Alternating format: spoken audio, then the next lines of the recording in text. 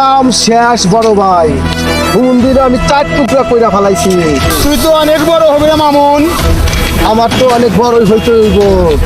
আমি আজ চিন্তা করছি আজকে দিনে আমার আর একটা খুন করতে হইব। কারে খুন করবি তুই?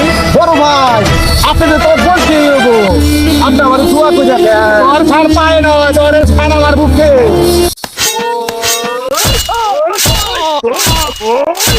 বড় ভাই, আপনি আমারে মাফ কইরা দিয়েন। আমারও অনেক বড় কিছু হইতে হইব।